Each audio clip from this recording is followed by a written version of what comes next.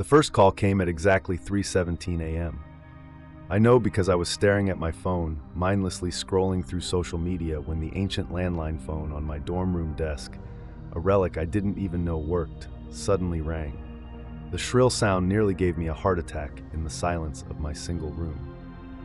This was my third week at Westlake University. I'd transferred mid-semester and specifically requested a single room because, honestly, I'm not great with people. My anxiety makes sharing space difficult, so when the housing department mentioned they had a single available in Blackwell Hall, I jumped at the opportunity. I hesitated before answering the phone. Who calls a dorm landline at 3 a.m.? I finally picked up on the fourth ring. Hello? My voice sounded small in the darkness. At first, I heard nothing. Then, faintly, static.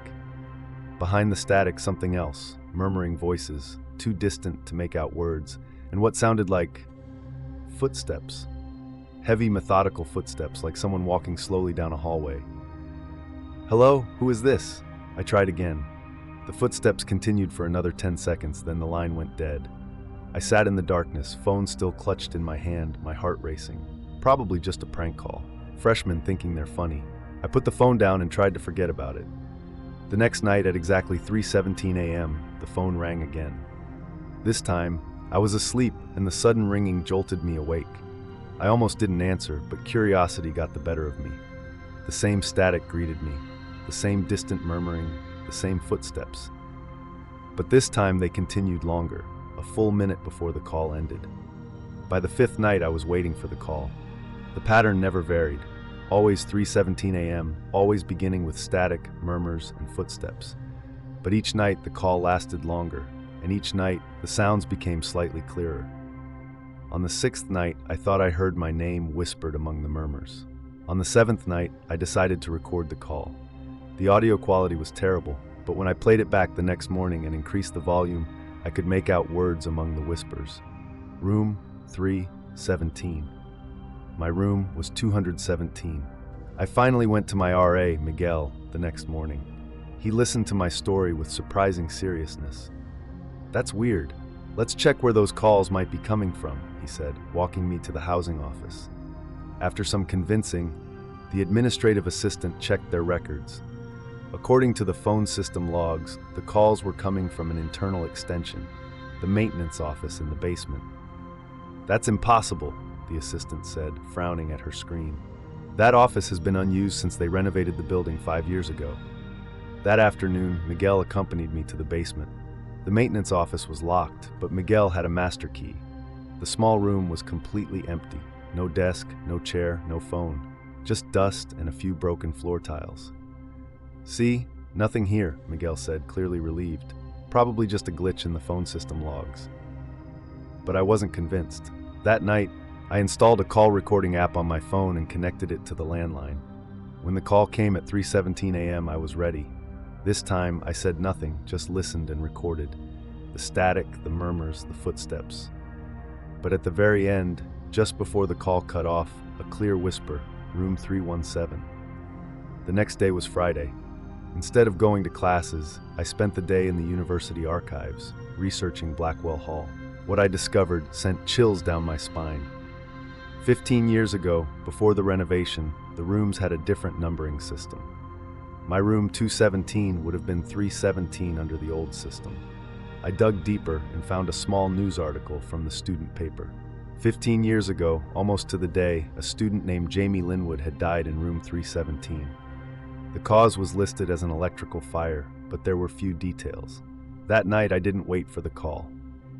I called campus security and asked to speak with Officer Reyes, who had been working here for over 20 years according to the archives. Officer Reyes? I'm researching the history of Blackwell Hall for a project, and I came across a mention of a student who died here in 2008. Jamie Linwood? There was a long pause on the other end of the line. That was a bad business, Reyes finally said. Very sad. Jamie had been complaining about electrical issues in their room for weeks. Sparking outlets, lights flickering. Nobody took it seriously. Maintenance kept putting it off. Then one night a power surge, and he didn't finish this sentence. When did it happen? I asked, already knowing the answer. Late October, can't remember the exact date. And what room was it? Old room 317. They renumbered everything after the renovation. I checked the date on the article again. Jamie had died on October 24th, 2008. Today was October 23rd, 2023. That night, I didn't sleep. I sat on my bed, staring at the landline phone, waiting. At exactly 3:17 a.m., it rang. I answered on the first ring. "Jamie?" I said softly. The static was still there, but fainter. The footsteps had stopped. Instead, I heard what sounded like quiet sobbing. "I'm listening," I said. "I know what happened to you. I know no one listened when you reported the electrical problems." The sobbing grew louder, more distinct. "I'm sorry about what happened to you," I continued. "It wasn't fair. It wasn't right." A voice, clearer than ever before, came through the static. No one would listen. "I'm listening now," I said. "Tell me what you need." "Room 317, the voice whispered. "Danger." "Is there still danger in this room?" I looked around nervously. Behind the wall. Still there. Still dangerous. I stared at the wall behind my desk where my charging station was set up. Now that I thought about it, I had noticed occasional flickering when I plugged in multiple devices. "I'll report it," I promised. "I'll make sure they fix it properly this time. I won't let anyone else get hurt." The voice sighed, a sound of such profound relief that tears sprang to my eyes. "Thank you for listening," Jamie's voice said clearly. Then the line went dead. The next morning, I went directly to the facilities management office and insisted on speaking with the director.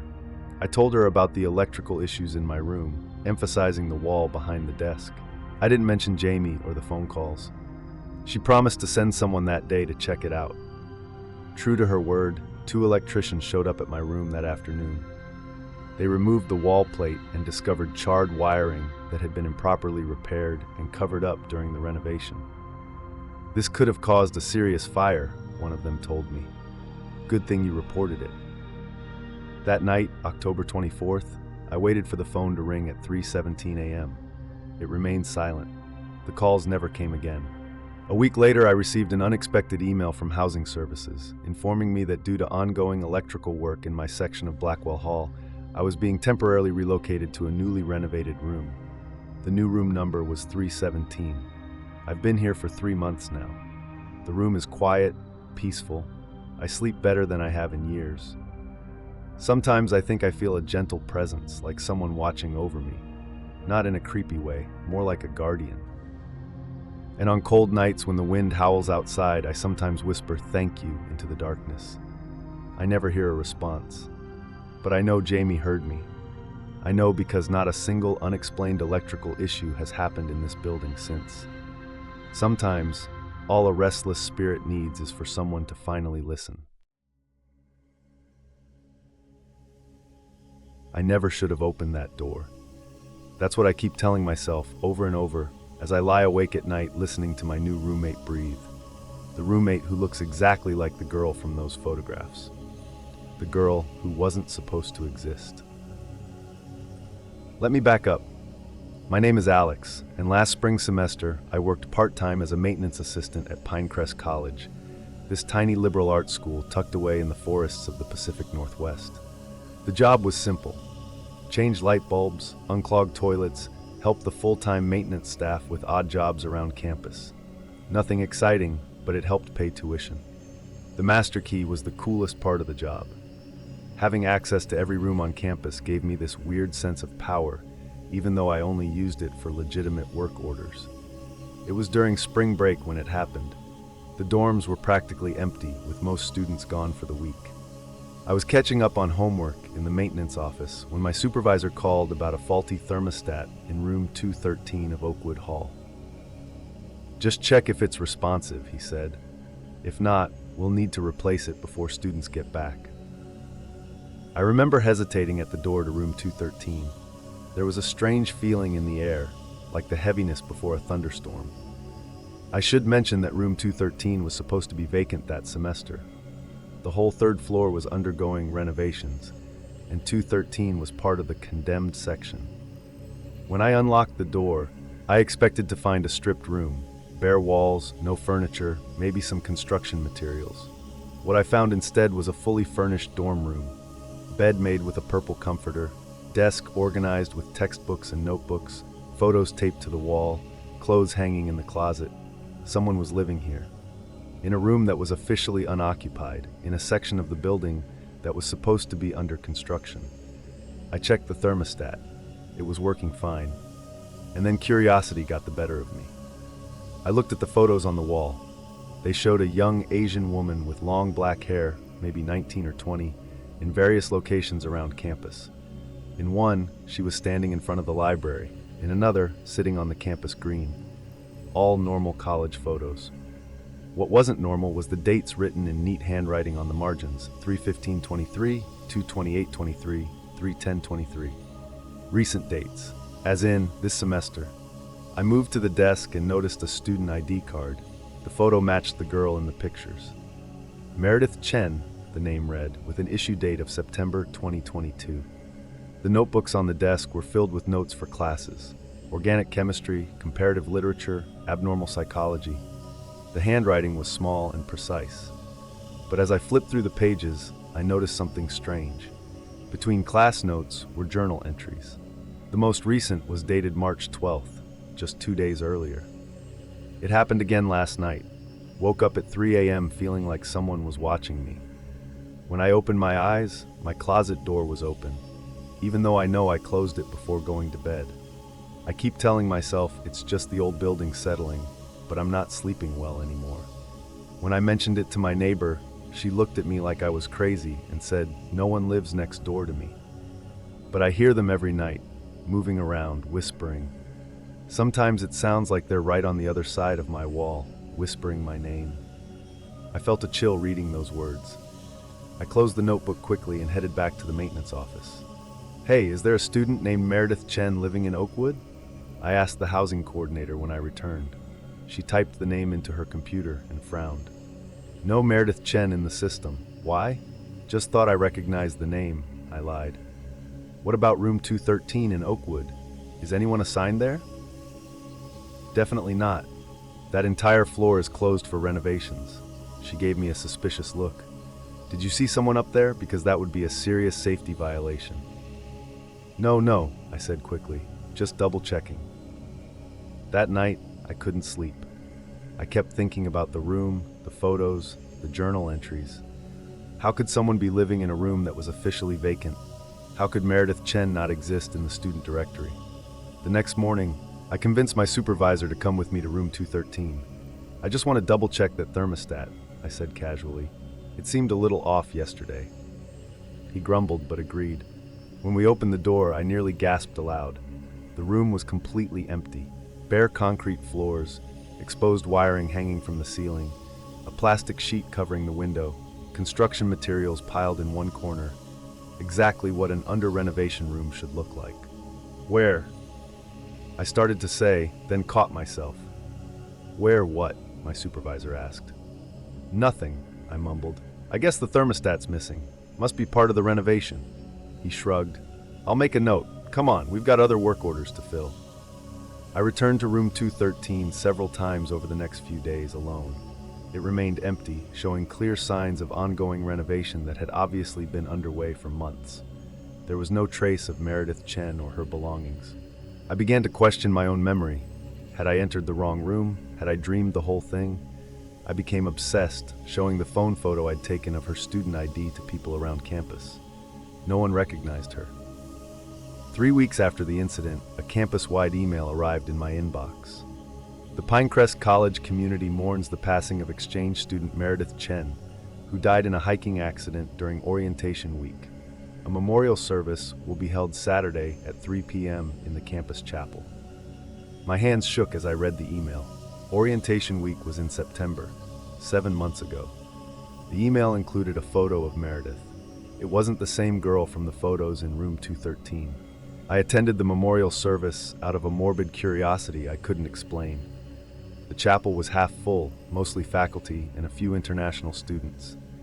As the chaplain spoke about a life cut tragically short, I scanned the room restlessly. And then I saw her.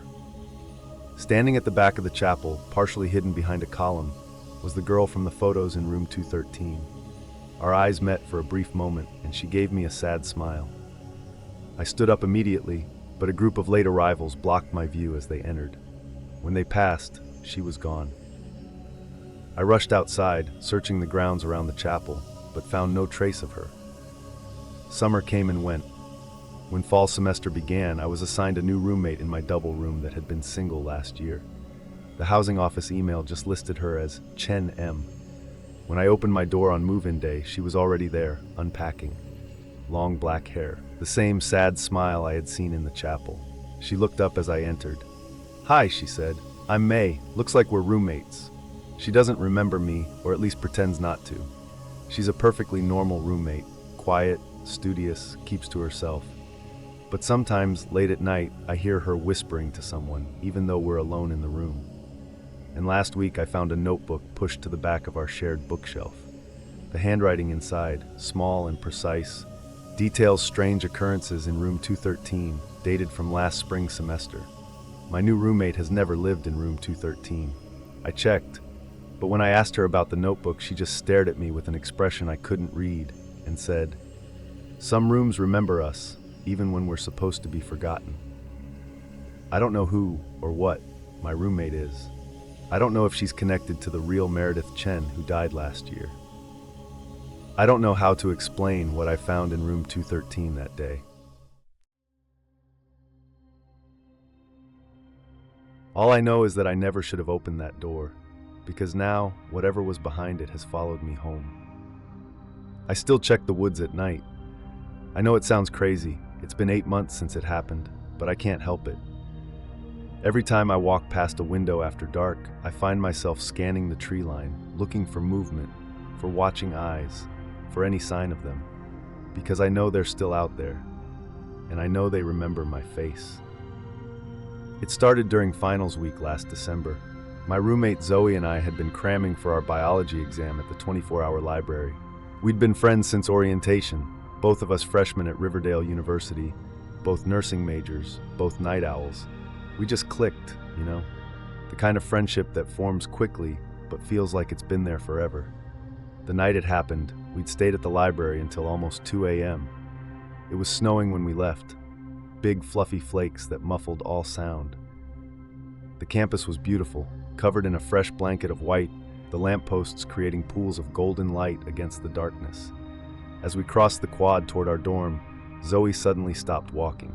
"Do you see that?" she whispered, nodding toward the edge of campus where the woods began.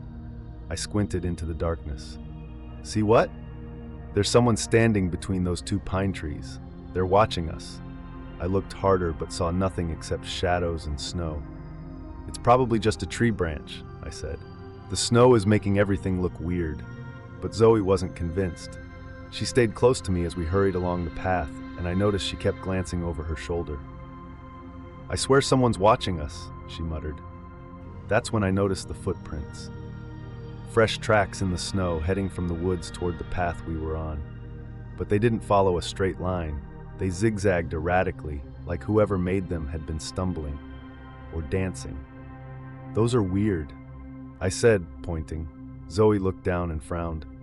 "They don't look like normal footprints." She was right. They were too small, almost childlike, and spaced oddly far apart, as if whoever made them had been leaping rather than walking. We hurried back to our dorm room, both of us feeling unsettled but trying not to show it. We joked about stress hallucinations from studying too hard, made some ramen, and finally went to bed around 3 a.m. I fell asleep almost immediately. The last thing I remember is seeing Zoe scrolling on her phone, the blue light illuminating her face in the darkness. When I woke up at 9 a.m., Zoe's bed was empty. I didn't think much of it at first. She probably went to get breakfast or do some last-minute studying before our exam at noon. But when she didn't answer my text by 10:30, I started to worry. Zoe was never without her phone. That's when I noticed her phone was still on her nightstand, along with her wallet, keys, and student ID. Everything she would need to go anywhere was still in our room. By 11 a.m., with still no sign of Zoe and our exam in an hour, I was officially freaking out. I called campus security, who didn't seem particularly concerned. "Students sleep over at friends' places all the time during finals," the officer said dismissively. "But all her things are here," I insisted. She wouldn't leave without her phone or ID. They promised to look into it, but suggested she'd probably show up for the exam. She didn't. By evening, with Zoe still missing, her parents had been notified, and a more serious search began. Security footage showed us entering our dorm building at 2:20 a.m., just as I remembered. But there was no footage of Zoe leaving. Except, and this is the detail that still haunts me, there was a 10-minute power outage at 4:15 a.m. that affected the security cameras. When the power came back on, everything looked normal. But theoretically, during those 10 minutes, anyone could have entered or left the building undetected. The next morning, I noticed something I'd overlooked in my panic the previous day. Small, wet footprints leading from Zoe's bed to our third-floor window. Tiny, like a child's, and melted now so they were just damp patches on the carpet. The window, which we always kept locked because of the draft, was slightly ajar. I didn't mention the footprints to security. I don't know why. Maybe because they already weren't taking me seriously. And saying, "I think someone crawled out of our third-floor window," sounded insane. Maybe because deep down, I was afraid of what it might mean. The search for Zoe continued.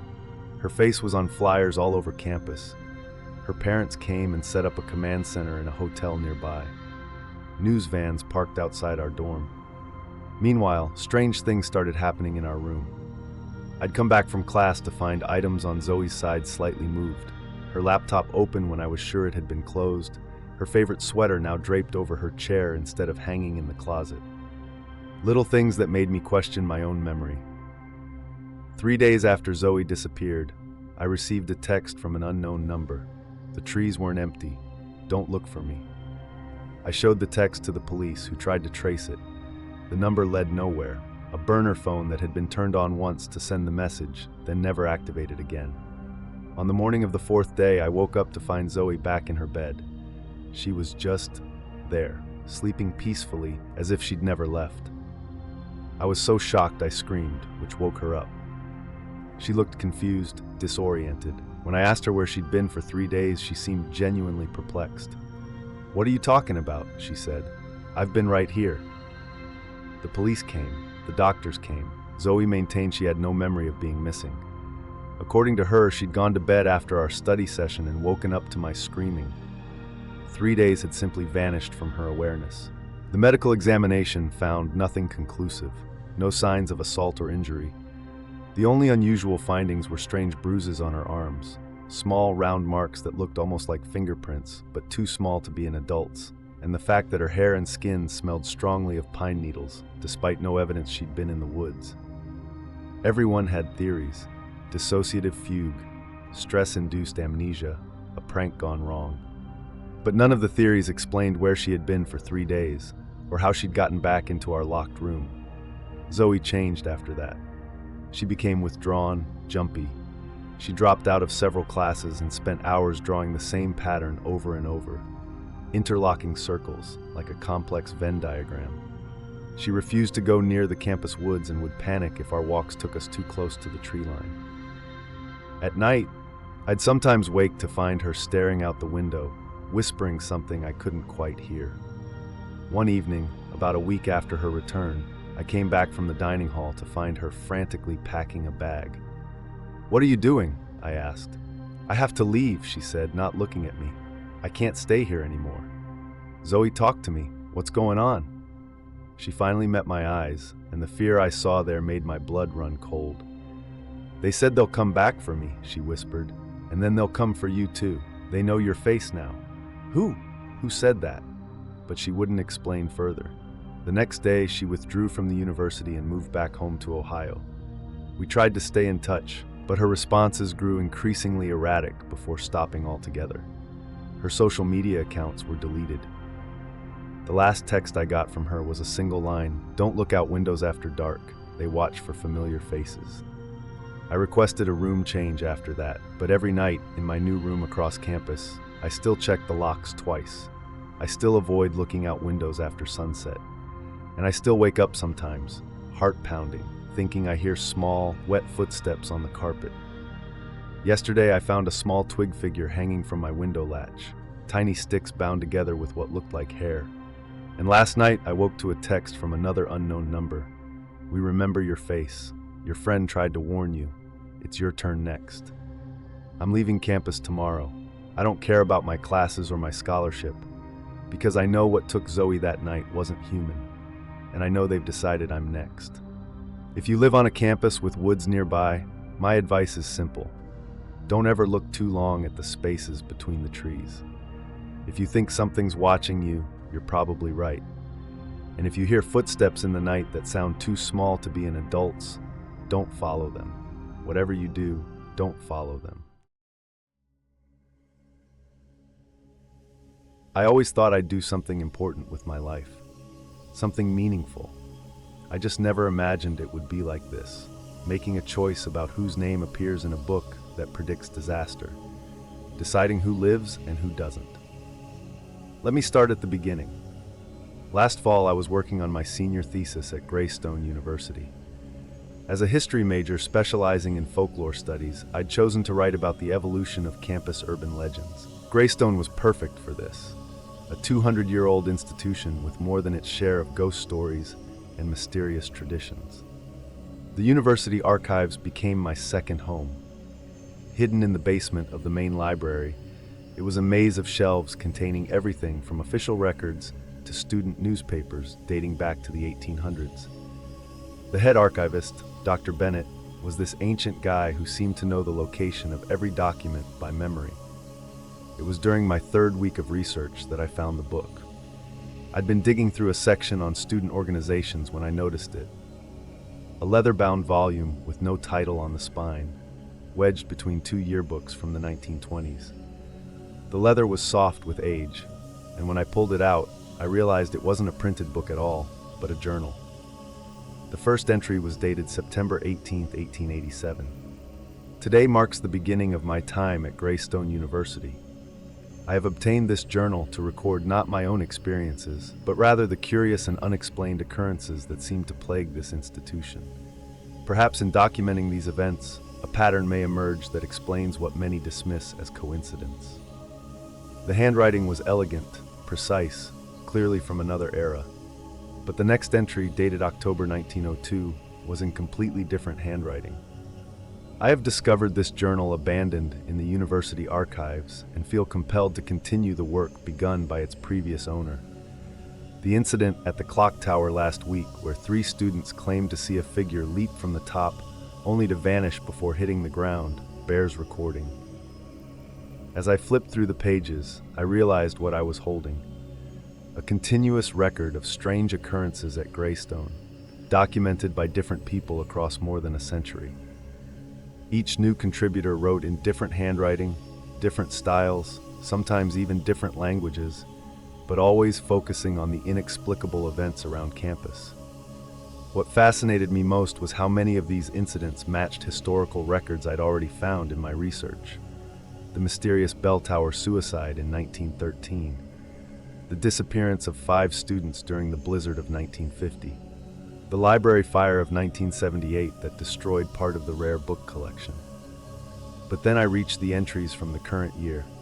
Same format, different handwriting, documenting recent events, including the false fire alarm in my own dorm building just last week. The final written entry was dated for the next day, describing in detail an upcoming campus-wide power outage and a student becoming trapped in the east elevator of my residence hall during the blackout. I felt a chill run down my spine.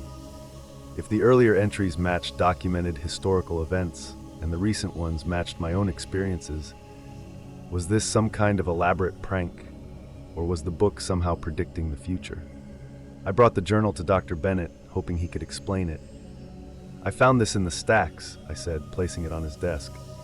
"It doesn't seem to be in the catalog system." He looked at the book without touching it, then back at me. "Where exactly did you find this?" he asked, his voice oddly tight. I described the shelf, and he frowned. "There's no such book in our collection," he said firmly. "Perhaps you're confused about where you found it." "But it's right here," I insisted, pushing it toward him. Dr. Bennett finally picked it up, flipped through it, then looked at me with concern.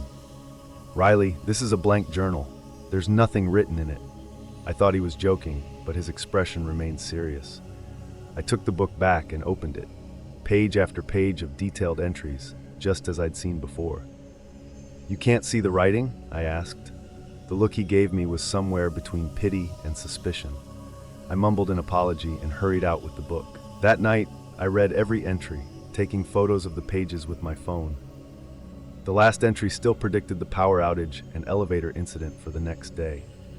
When it happened exactly as described, a campus-wide blackout at 9:17 p.m., and a sophomore named Jessica trapped in the east elevator of my building for 43 minutes, I felt my reality shift. I searched for the book again that night, finally finding it shelved in a completely different section of the archives. When I opened it, there was a new entry, dated the current day, describing me finding the book again.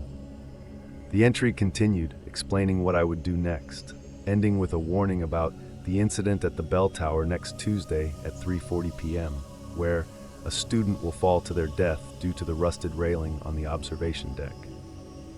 I began documenting each prediction, finding they all came true with alarming accuracy. Small things at first: a water main break, a surprise fire drill, a visiting speaker canceling due to illness. Then bigger things: a student caught plagiarizing, a professor suffering a heart attack in the middle of a lecture. Each time I found the book, it had moved to a different shelf. Each time I opened it, the text was visible only to me, and each time there was a new entry predicting something that hadn't yet happened. The predictions became increasingly specific to my life. Riley will receive an unexpected A on the midterm paper. Riley's mother will call with news about the family dog. Riley will meet a stranger in the campus coffee shop who will become significant. All true, all exactly as written. Then came the prediction that changed everything. On April 17th, at approximately 4:15 p.m., Riley's roommate Michael will suffer a fatal accident when the brakes on his bicycle fail on Hill Street, causing him to collide with an oncoming delivery truck. Michael wasn't just my roommate, he was my best friend since freshman year. The thought of him dying, and me knowing about it in advance, was unbearable. I tried to warn him obliquely, suggesting he avoid biking for a while, offering to drive him places. When that didn't work, I finally showed him the book and explained everything. He couldn't see the writing either. He looked at me with growing concern, then suggested I talk to someone at the student health center. As April 17th approached, I became desperate. The morning of the predicted accident, I deliberately damaged Michael's bike, bending the wheel so it was unrideable. When he discovered it, I offered to drive him to his afternoon classes. "Thanks, but I already called an Uber," he said. "I can't miss this test." I followed his Uber to campus, watching it pull safely up to the science building. Michael went inside. 4:15 p.m. came and went. Nothing happened. Relief washed over me. I had changed fate. That night, I found the book again and opened it with shaking hands. The prediction about Michael was gone. In its place was a new entry. On April 17th at approximately 11:30 p.m., Riley will suffer a fatal accident when returning from the library. The recently repaired step on the north entrance will collapse, causing a fall that results in a fatal head injury. I checked my watch, 11:05 p.m. My heart pounding, I ran back to my dorm by a different route, avoiding all stairs and entrances. I made it safely to my room, where Michael was studying. "You okay?" he asked, seeing my panicked expression. "Yeah," I lied, trying to catch my breath. "Just wanted to get back before it started raining." The next morning, I checked the book again. The prediction about my death was gone. Instead, on April 18th at approximately 3:30 p.m., a student will be critically injured when the ceiling in Lecture Hall B partially collapses due to undetected water damage. The university's negligence in maintenance inspections will be exposed. I stared at the page, understanding dawning. The book wasn't just predicting fate, it was offering choices. I couldn't stop these events from happening, but I could change who they happened to. Over the next weeks, I tested this theory carefully. I discovered I could redirect minor predictions, a coffee spill, a failed exam, a minor injury, by taking deliberate actions to avoid them. Each time the event still occurred, but to someone else. Then came the largest prediction yet. On May 10th, during the spring festival, a catastrophic fire will start in the main tent due to faulty wiring. 17 students will die, 39 will be injured. I couldn't sleep for 3 days after reading that entry. This wasn't a spilled coffee or a twisted ankle. This was mass casualties, lives destroyed. How could I possibly shoulder the responsibility of knowing this would happen? I tried going to the administration with anonymous concerns about fire safety at the upcoming festival. I was brushed off. I tried contacting the fire marshal with vague warnings. They promised to do an inspection but didn't seem concerned. With 1 week until the festival, I made my decision. I found the book again, placed my hand on the open page with the prediction, and whispered, "Take me instead." The ink seemed to shimmer, then fade. When it reappeared, the prediction had changed. On May 8th, 2 days before the spring festival, Riley Matthews will discover evidence of the faulty wiring while conducting thesis research in the archives. The discovery will lead to a full safety inspection, preventing the catastrophe. It worked, but there was a catch at the bottom of the page, in different handwriting than the rest of the entry. The book requires balance. A life spared means a life claimed. Choose wisely. On May 8th, while in the archives, I accidentally discovered old maintenance records showing the festival tent's electrical system hadn't been properly inspected in years. I brought these to the administration, who finally took action. The wiring issues were found and fixed. The festival went off without incident. 17 people who would have died continued their lives, never knowing how close they'd come to death. But the next day, my mom called. My dad had suffered a sudden massive stroke. He died before she could reach the hospital. That's when I truly understood the book's power and its price. It didn't prevent tragedies, it merely redistributed them. Every life I saved required a payment, and the payment, I realized with growing horror, tended to be someone close to the person who changed the prediction. The last time I saw the book was the day after my father's funeral. I found it waiting on my bed in my dorm room, open to a new entry. The book has been at Greystone for 138 years, passed from one guardian to the next. It cannot be destroyed. It cannot be ignored once found. It offers knowledge and choice, the power to shift fate's focus from many to few, or from strangers to loved ones. Riley Matthews will be its guardian now until passing it to another. The responsibility cannot be declined. At the bottom of the page was a list of names, dozens of them, each in different handwriting. The final name was mine. I understand now why the book found me. As a folklore researcher, I'm uniquely positioned to continue its work, documenting the strange and unexplained events at Greystone. I've accepted my role as its guardian, though the weight of it is sometimes unbearable. If you're a student at a university with a long history and you're interested in campus folklore, be careful what you research. Some books are looking for specific readers. Some knowledge can't be unlearned. And if you ever find a strange leather-bound journal with entries dating back decades, describing events before they happen, close it immediately. Reshelve it. Walk away. Because once you've read it, you become part of its story, and the book always collects its due. I haven't slept through the night in months. Not since I started seeing him in the hallway of Lancaster Hall.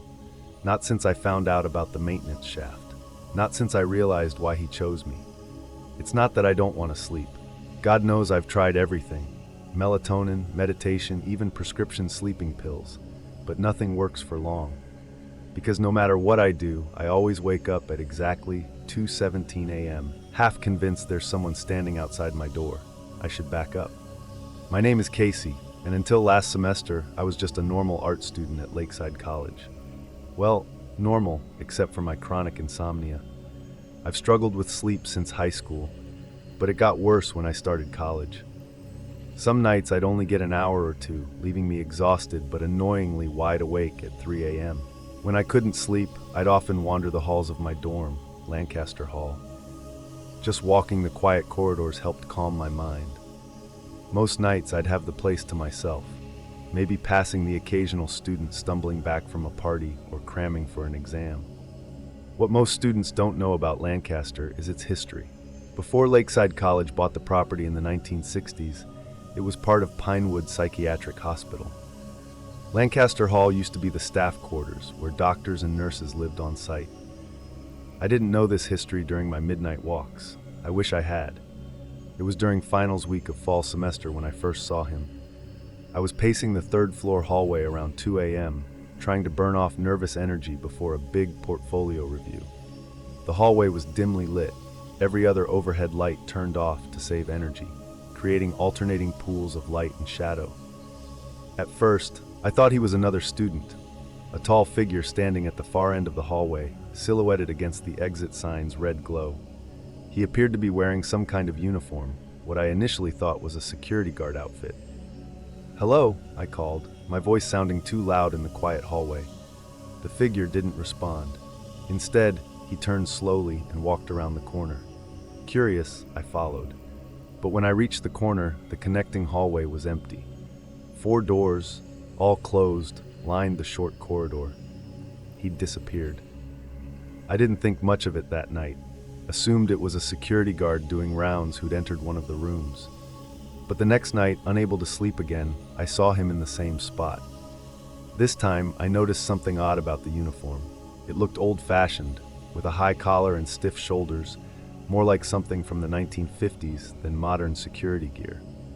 And this time, when I approached, I realized I could see the exit sign through his shoulder. Not clearly, but enough to make my breath catch. Again, he turned and disappeared around the corner. Night after night, I kept seeing him, and each night he stood closer to my end of the hallway. Each night, his form became more distinct, less transparent. Each night I noticed more details. The orderly's uniform from another era, the name tag I couldn't quite read, the strange dark stain spreading across his back. After a week of these encounters, I finally mentioned it to my RA, Mason. "Hey, do you know if Lancaster is supposed to be haunted or something?" I asked casually. Mason looked uncomfortable. "Why do you ask?" "I keep seeing this guy in the hallway at night. Looks like he's wearing some kind of old hospital uniform." Mason's face paled. "Where exactly do you see him?" "Third floor, main hallway, usually around 2 a.m. He closed his door and lowered his voice.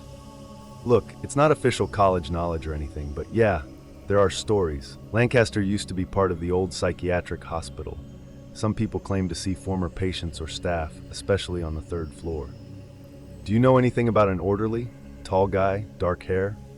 Mason hesitated. "There's one story. Supposedly an orderly went missing in the 1950s. They found him months later in a sealed maintenance shaft.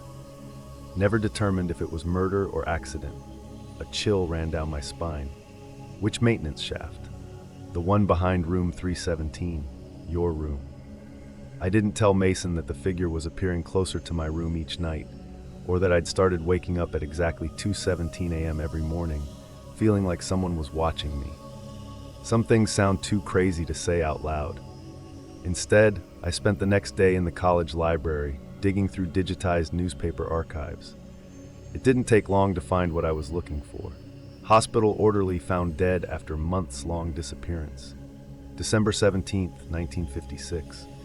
The body of Thomas Reeves, 32, an orderly at Pinewood Psychiatric Hospital who disappeared in August, was discovered yesterday in a sealed maintenance shaft in the staff quarters. According to authorities, the shaft had been walled over during renovations, and workers discovered the remains when opening the area for plumbing repairs. Foul play has not been ruled out, as several patients had reported complaints against Reeves for alleged mistreatment. The article included a staff photo. Thomas Reeves stood in the back row, tall, dark-haired, wearing the exact uniform I'd been seeing in the hallway. That night, I set up my phone to record the hallway outside my door. I didn't expect to capture anything. Don't ghosts avoid cameras or something? But I needed to prove to myself I wasn't hallucinating from sleep deprivation. At 2:17 a.m., I woke suddenly, heart racing. I lay perfectly still, listening. Nothing. Then, faintly, the sound of footsteps in the hallway. Slow, measured steps that stopped directly outside my door. I held my breath, staring at the thin strip of light beneath my door. A shadow appeared, blocking the light. Someone was standing there. After what felt like hours but was probably only minutes, the shadow moved away. I waited until morning before checking my phone. The video showed an empty hallway, but at exactly 2:17 a.m., a dark blur appeared. Not clear enough to make out a figure, but definitely something moving, stopping outside my door, then moving away. When I showed the video to Mason, he saw nothing. It's just an empty hallway, Casey. Are you feeling okay? I wasn't okay. Because each night, Thomas Reeves appeared closer to my room, and now my roommate, Dylan, was complaining about hearing tapping on our door in the middle of the night, even though I'd seen no one there. It's always at the same time, Dylan said, frustrated after another interrupted night. Like clockwork at 2:17 a.m., tap, tap, tap, but when I check, no one's there. I stopped telling Dylan about my sightings, stopped talking to Mason about it. People were beginning to look at me with concern, suggesting I visit the student health center for my anxiety and sleep issues. Instead, I researched more about Thomas Reeves and Pinewood Psychiatric Hospital. Most records had been destroyed when the hospital closed, but I found mentions of patient complaints against an orderly matching his description. Patients claimed he conducted unauthorized treatments after hours. Several patients who filed complaints were later found to have committed suicide or wandered off grounds. Then the physical signs started. Items in my room would be slightly moved when I returned from classes. My sketchbook opened to a different page, my coffee mug on the opposite side of the desk. Dylan didn't notice, but I did. The maintenance department announced they needed to access the old shaft behind our room for plumbing issues. They broke through the wall in our closet, revealing a narrow vertical passage with rusted pipes and ancient wiring. One of the workers found a metal box wedged behind a pipe. Thinking it might contain old tools, he opened it. Inside were patient files, dozens of them, yellowed with age. I shouldn't have looked. I should have let the maintenance workers turn everything over to administration. But something compelled me to flip through the files while the workers were on their break. Most contained standard psychiatric evaluations from the 1950s, but one file made my blood freeze. The patient name at the top, Casey Morgan. Date of birth, May 17, 1935. My name, my birthday, just 60 years earlier. The photo clipped to the file showed a young woman with my same hazel eyes, my same heart-shaped face, my same slightly crooked smile. The final entry dated August 3, 1956. Patient continues to report orderly Reeves conducting experiments during night shifts. Claims he enters her room at 2:17 a.m. Given patient's persistent delusions and family history of schizophrenia, these accusations have been dismissed. Increased sedative dosage recommended. 2 weeks later, Casey Morgan was found dead in her room, cause listed as suicide. 2 weeks after that, Thomas Reeves disappeared. I don't know if I'm the reincarnation of that long ago Casey. I don't know if Thomas Reeves murdered her and was then killed in retaliation. I don't know why he's appearing to me now, 67 years later. All I know is that 3 days after finding that file, I received an email from Housing Services informing me I was being reassigned to a different dorm effective immediately. No explanation given. When I asked the housing director about it, she seemed confused, claiming the request had come from me. I never requested a room change, but I took it as the gift it was and moved out that same day. The night before I left Lancaster Hall for good, I received an anonymous email. Some spaces remember, some spaces wait. You were in the wrong room, but the right place. He won't follow you now. The cycle is broken. I've been in my new dorm for 2 months. My insomnia has improved. I no longer wake at exactly 2:17 a.m. I no longer see Thomas Reeves in the hallway. But sometimes, when I'm sketching late at night, my hand will move of its own accord, drawing the same face over and over. A young woman with hazel eyes and a heart-shaped face, looking out from my sketchbook with a sad expression. And sometimes I whisper to her, "I heard you, I believed you, you can rest now." I don't know if she hears me, but I like to think she does. If you live in a dorm with history, especially one that used to be something else, pay attention to the spaces around you. Buildings remember. And sometimes they're trying to tell you something important. Just be careful that you're not hearing it too late.